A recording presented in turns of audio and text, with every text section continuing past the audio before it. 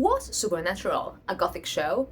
Bear with me. Supernatural ran for many seasons and went through many changes, as well as showrunners, so it's understandable that the look and feel of season 1 were not the same as the ones in the later seasons. However, what happened to Supernatural is quite interesting because you can clearly tell the difference between seasons 1 to 5 and the rest of the show. Because seasons 1 to 5 were supposed to be a cohesive unit. In spite of this unity, we can clearly tell that seasons 1 and 2 were different from what came afterwards, specifically as regards the vibes of the show. That's why the question I'm asking here is whether Supernatural, particularly in the first 2 seasons, was a Gothic show.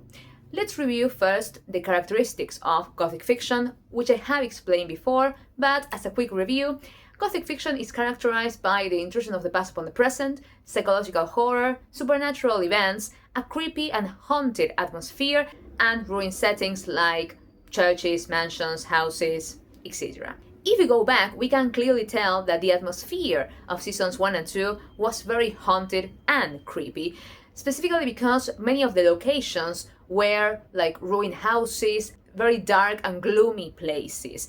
At the same time, both brothers had to face psychological horror, specifically related to their father, who, together with their mother, haunted their narratives. So there we have the intrusion of the past upon the present. Oh, and not to mention, we clearly have supernatural events because the show is called Supernatural for a reason. So all of those features that I mentioned of Gothic fiction appear in the first 2 seasons of Supernatural.